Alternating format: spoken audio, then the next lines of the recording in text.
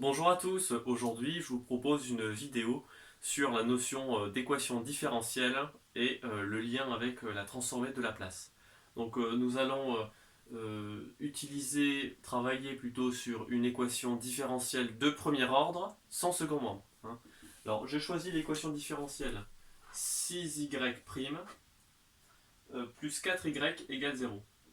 Donc nous allons d'abord calculer bien, les solutions avec la méthode usuelle que tout le monde utilise dès la classe de terminale, hein, et qui est bien évidemment au programme du baccalauréat. Mais sinon, la transformée de Laplace que l'on utilisera euh, à la fin de cette résolution, de la première résolution, voilà, pour montrer que eh bien, une équation différentielle, n'importe quelle équation différentielle en tout cas, peut se résoudre grâce à la transformée de Laplace.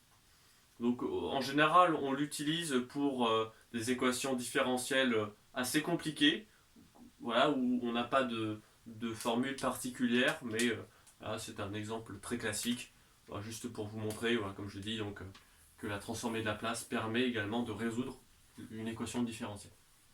Donc on y va, hein. La méthode usuelle, je mets y' dans un membre et tout dans le second membre. Alors juste, je reviens à un petit rappel. Donc sans second membre, puisque ici on a égal 0, hein, le second membre est nul. Et ici c'est du premier ordre, puisque nous avons la fonction initiale et sa dérivée. Alors, nous partons directement, comme ceci. Alors 6y' est égal à moins 4y.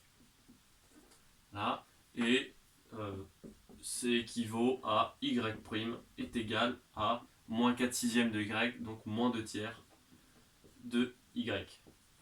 Voilà, donc ça c'est de la forme y' est égal à y, et vous connaissez donc les solutions de cette forme, qui sont y indice c de x est égal à grand C exponentielle de ax, voilà, où c eh bien, appartient au réel. Donc c, c'est une variable réelle.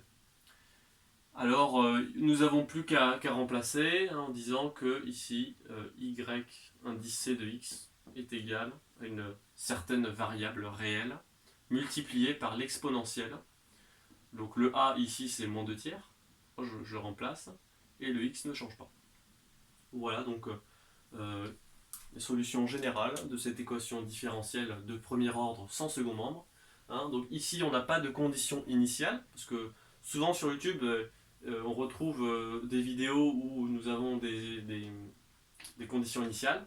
Et donc lorsque nous avons ces conditions initiales, donc c'est souvent la valeur de certaines images, voilà, par la fonction y, eh bien, nous n'avons qu'une solution. Tandis que là, comme nous n'avons pas de condition initiale, il y a une infinité de solutions. Voilà. Donc ça, c'était pour la résolution, on va dire, classique.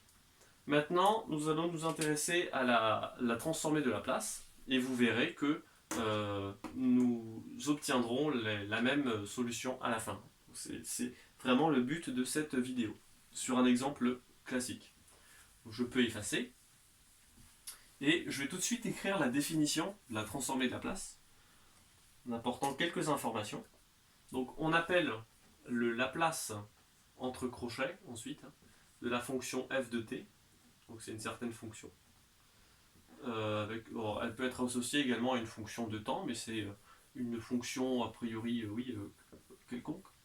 De l'intégrale entre 0 et plus l'infini de f de t, donc c'est cette fonction, exponentielle de moins pt dt. Hein. Pour tout, alors là, donc c'est là où il faut ajouter, hein, pour tout t appartenant au réel ou au complexe, et pour tout p appartenant au complexe uniquement. Voilà. Donc ça c'est vraiment la définition centrale qu'il faut absolument maîtriser. Donc ici nous avons l'exponentielle et p et t qui sont indiqués là-bas, donc sont des variables. Donc t une variable réelle ou complexe et p une variable complexe. Et le dt que l'on n'oublie surtout pas.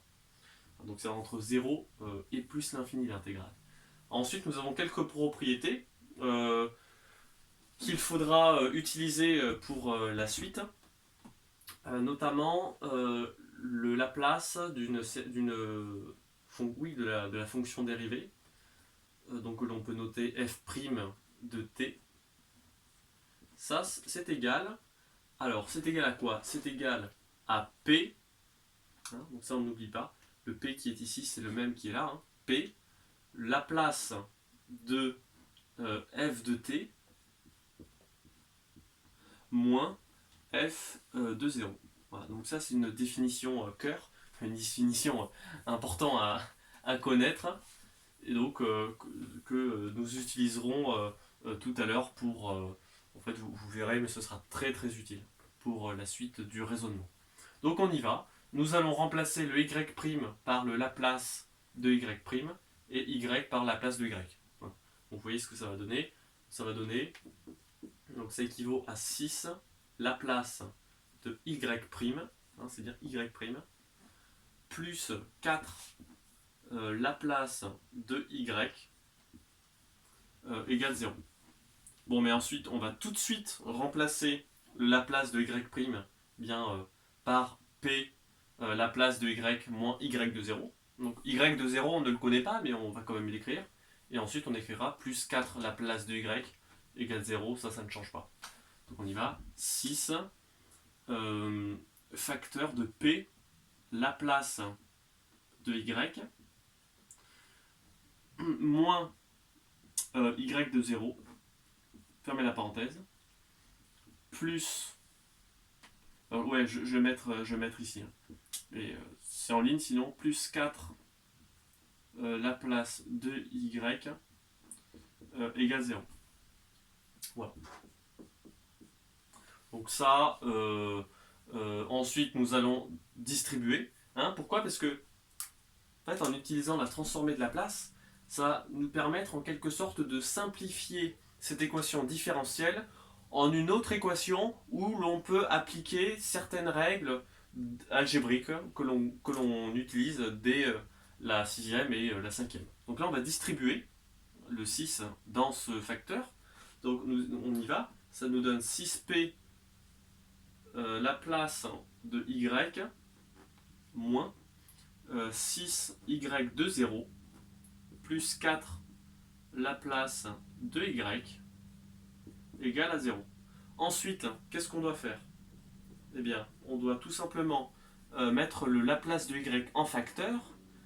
Hein, donc, après, vous verrez qu'on aura uniquement Laplace de y égale une certaine quantité dans le second membre. Et ensuite, pour trouver y, il va falloir calculer ce que l'on appelle le Laplace inverse. Donc, vous avez également les propriétés. Hein. Laplace inverse, c'est un peu comme les fonctions trigonométriques, lorsque, donc sinus, cosinus, tangente, on va dire.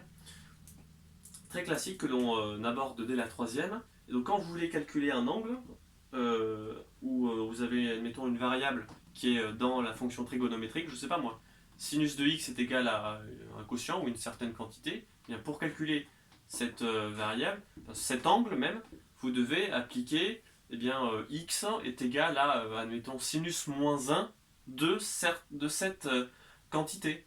Eh bien là, c'est à peu près la même chose, hein, mais c'est pas du tout une fonction trigonométrique. Bon, alors, on met le Laplace de y en facteur et on obtient 6p plus 4. Alors ça, je pense que ça ne pose aucun problème. Ensuite, ici, il faut être judicieux. Je vais faire passer le moins, 6y de 0 de l'autre côté, ce qui va me donner eh bien, plus 6y de 0, donc 6y de 0. Voilà. Donc ça va être utile parce que je vais pouvoir diviser dans chaque membre pour éliminer le 6p plus 4 dans ce membre-là et obtenir uniquement le Laplace de y dans le premier membre. Voilà. Donc ensuite, ceci c'est équivalent à dire que le Laplace de y voilà, est égal à 6y de 0 divisé par 6p plus 4. Enfin, 6p plus 4. Voilà. Bon, voilà, ça pose aucun problème. Mais ensuite, ce qu'il faut dire, c'est que y de 0, comme eh bien, on ne connaît pas, on n'a pas la valeur de l'image de 0 par la fonction y, hein, puisque ça c'est ni plus ni moins que l'image de 0, y de 0. Voilà. Donc lorsque l'on réfléchit, lorsqu'on y pense, eh bien c'est un nombre réel en général, hein, puisqu'il est situé sur l'axe désordonné, donc c'est un nombre réel. Donc on peut dire, posons y de 0 égale, je sais pas moi, lambda, hein, une lettre grecque c'est pas mal, lambda, et pour tout lambda appartenant au réel. Voilà. Comme ça, vous verrez à la fin qu'on aura une certaine propriété que l'on va utiliser pour finalement trouver y. Alors on y va. Donc ça me donne eh bien donc le Laplace de y est égal à 6 lambda divisé par 6p plus 4. Hein, divisé par 6p plus 4. Voilà. J'ai simplement remplacé y de 0 par lambda ici et ici. Alors ensuite, il faut revenir à une petite propriété de cours qui est inscrite donc, dans votre tableau sur les transformés de Laplace avec les fonctions au début et puis sa transformée de Laplace. Et il faut se souvenir que, alors je vais me mettre ici, hein, mais ça n'apparaît pas du tout dans le calcul. Hein. Je vais le mettre ici, juste, alors peut-être pas en, ouais non, toujours en violet, pardon.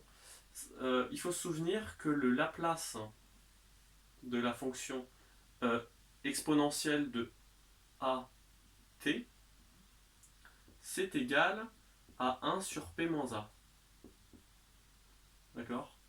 C'est égal à 1 sur p moins a. Alors, je me mets là parce que je n'ai pas trop de place, mais voilà, juste après je l'effacerai, mais il faut se souvenir que le Laplace de la fonction exponentielle at est égal à 1 sur p moins a.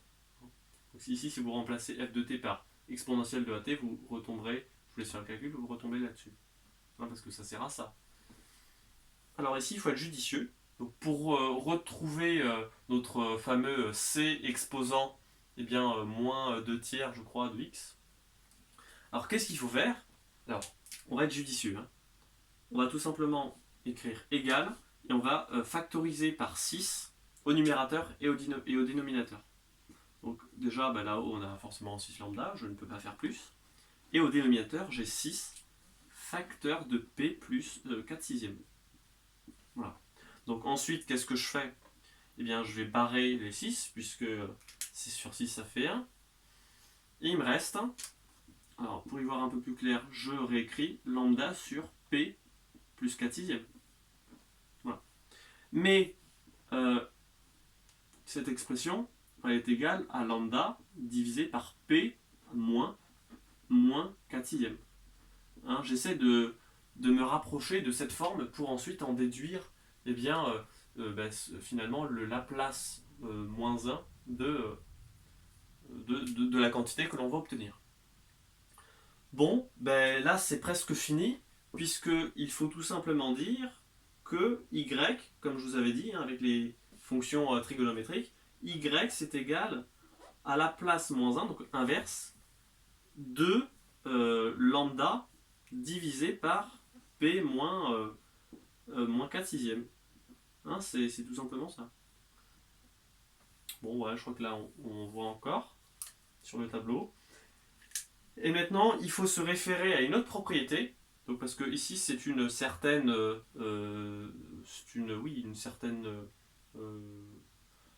un certain nombre qui est qui peut être assimilé à une constante.